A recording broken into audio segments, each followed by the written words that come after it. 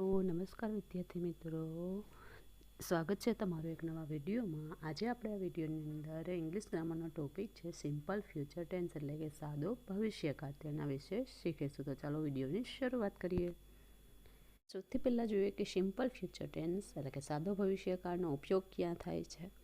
તો કે ભવિષ્યના કોઈ સમયે ક્રિયા બનશે તેવું દર્શાવવું હોય તો સાદા ભવિષ્યકાળનો ઉપયોગ થાય છે। આપણે આમ વિચારીએ તો ભવિષ્યકાળ તો આવવાનો જ નથી, પણ આપણે એવું અનુમાન ખાલી કરી શકીએ છીએ, કેમ કે આપણે ભવિષ્યકાળમાં પહોંચીશું ત્યારે તો એ વર્તમાન બની જશે। એટલે સિમ્પલ ફ્યુચર ટેન્સ આપણે ખાલી છે એ સાદા ભવિષ્યકાળ વિશે અનુમાન કરી શકીએ છીએ। તો ભવિષ્યના કોઈ સમયે ક્રિયા બનશે તેવું દર્શાવવું હોય તો સાદા ભવિષ્યકાળનો ઉપયોગ થાય છે।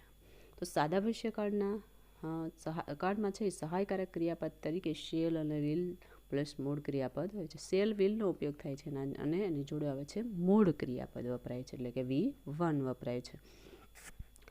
બધા જૂના પુસ્તકો છે એની અંદર છે એ શેલ વિલ બંનેનો ઉપયોગ થતો હતો, અને અત્યારના જે નવા જે ટેક્સ્ટ પાઠ્યપુસ્તકો છે એની અંદર વિલનો છે એ વધારે પડતો ઉપયોગ થાય છે।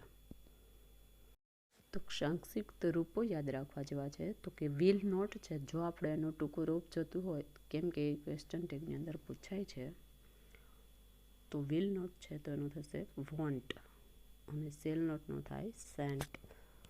એના કીવર્ડ્સ જોઈએ સિમ્પલ ફ્યુચર ટેન્સના।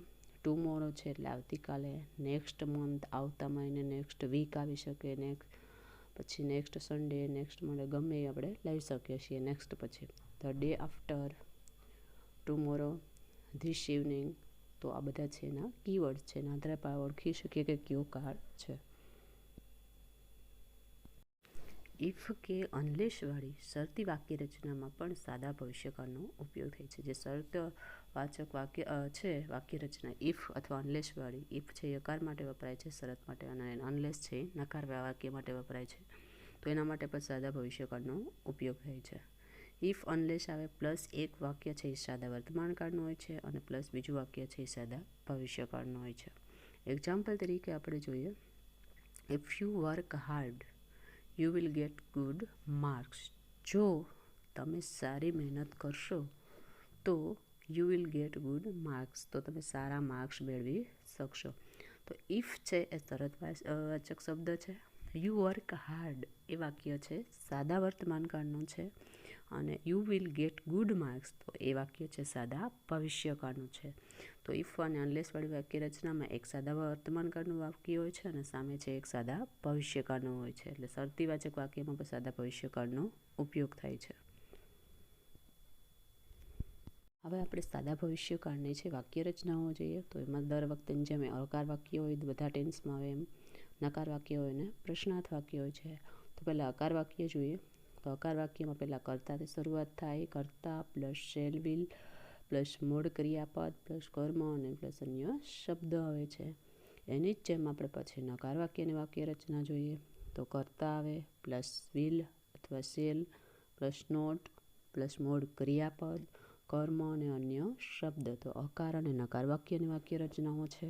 વાક્ય રચના યાદ રાખવાથી આપણે વાક્ય છે એ સરળતાથી બનાવી શકીએ છીએ અથવા ખાલી જગ્યા પર સરળતાથી પૂરી શકીએ છીએ, તો એટલા માટે વાક્ય રચના છે યાદ રાખવી ખૂબ જરૂરી છે। ત્રીજી વાક્ય રચના જોઈએ, પ્રશ્નાર્થ વાક્ય। તો પ્રશ્નાર્થ વાક્યની શરૂઆત સહાયકારક ક્રિયાપદથી થાય છે। સાદો ભવિષ્યકાળ છે એટલે શરૂઆત થશે શેલ વિલ અથવા શેલથી, પ્લસ આવે કર્તા, મૂળ ક્રિયાપદ, કર્મ, અન્ય શબ્દ, અને પ્રશ્નાર્થ વાક્ય છે એટલે અંતે આવશે પ્રશ્નાર્થ ચિહ્ન।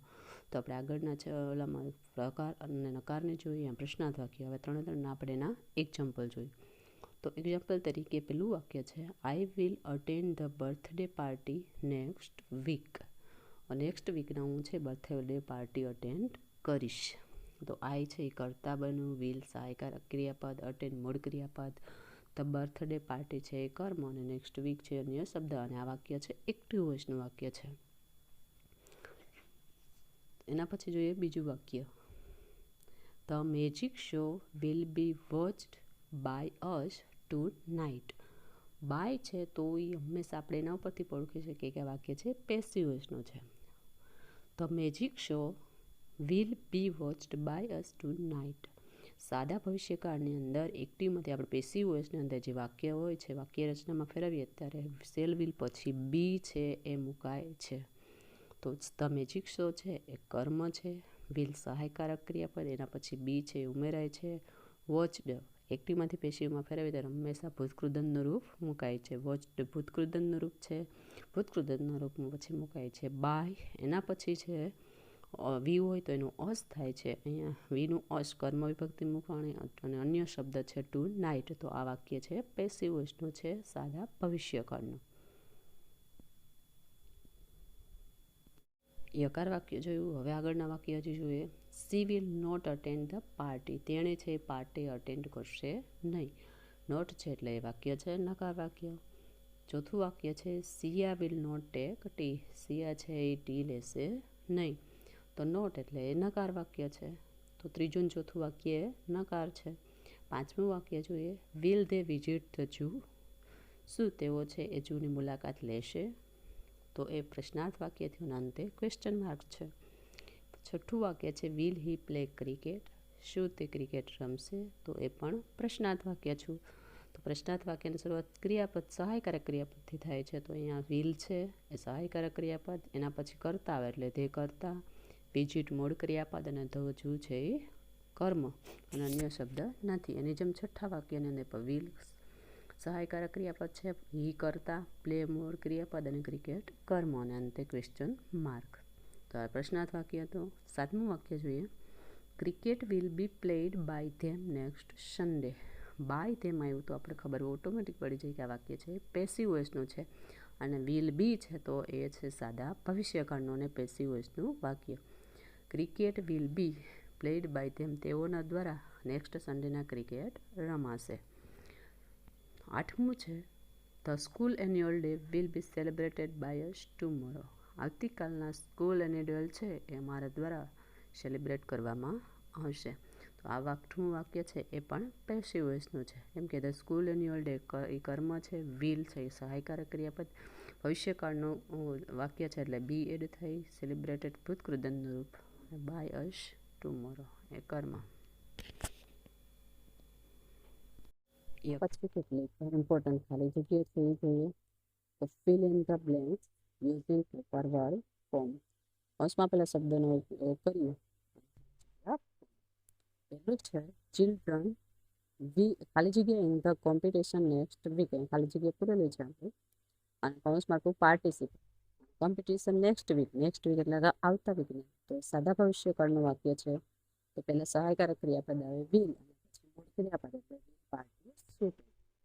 બીજી ખાલી જગ્યા છે ખાલી જગ્યા ટુમોરો. ક્વેશ્ચન માર્ક છે અટેન આપેલું ભવિષ્યકાળનું છે, કેમ કે ટુમોરો શરૂઆત થશે સહાયકારક ક્રિયાપદથી એટલે વિલ. યુ અટેન્ડ પછી આવશે કરતા અને મૂળ ક્રિયાપદ. તો અટેન્ડ મૂળ ક્રિયાપદ છે ટુમોરો. શું તે આવતીકાલે છે એ તે સેમિનાર અટેન્ડ કરશે? બીજી ખાલી જગ્યા છે આઈ promise you I will help you. તો હું પ્રોમિસ કરું છું કે હું તને ચોક્કસ હેલ્પ કરીશ. તો હેલ્પ છે અને ભવિષ્યકાળ છે એટલે વિલ હેલ્પ હેલ્પ. ચોથી ખાલી જગ્યા છે if you give money I cell return in 2 days. જો તું મને મની એટલે પૈસા આપીશ તો આઈ સેલ રિટર્ન ઇન 2 days, તો હું તને 2 દિવસની અંદર કરી આપીશ. પહેલું વાક્ય છે યુ ગીવ મૂળ ક્રિયા એટલે પહેલું વાક્ય સાદા વર્તમાન કાળનું છે અને આઈ સેલ રિટર્ન ઇન 2 days એ છે સાદા ભવિષ્યકાળનું વાક્ય. કેમ કે શરતી વાચક વાક્ય છે ઇફ અડું એટલે આવશે સાદો વર્તમાન અને સાદા ભવિષ્યકાળ. તો સેલ અને રિટર્નનું રિટર્ન લેશે. પાંચમું છે unless you help him I will face many problems. Unless you help him, જો તું મને મદદ નહીં કરે તો I will face many problems, મારે ઘણી બધી સમસ્યાનો સામનો કરવો પડશે. તો એમાં પણ હેલ્પ છે અને મૂળ ક્રિયાપદ પછી મૂળ ક્રિયાપદ આવે છે હેલ્પ રહેશે. અનલેસ છે એ નકાર વાક્ય માટે વપરાય છે ને ઇફ છે એ ભાકાર વાક્યમાં વપરાય છે. અનલેસ નહીં તો એનો અર્થ જો નહીં તો અને ઇફ છે જો અને તો તો પાંચમું વાક્ય છે એમાં યુ હેલ્પ હિમ એ સાદા વર્તમાન કાળનું છે અને આઈ વિલ ભવિષ્યકાળ. અહીંયા આપણે થોડી ખાલી જગ્યા છે અને સાદા ભવિષ્યકાળ વિશે શીખાય. જો તમને આ વિડીયો પસંદ આવે તો લાઈક કરો, સબસ્ક્રાઈબ કરો અને બીજા વિદ્યાર્થી મિત્રો સુધી શેર કરો. Thank you.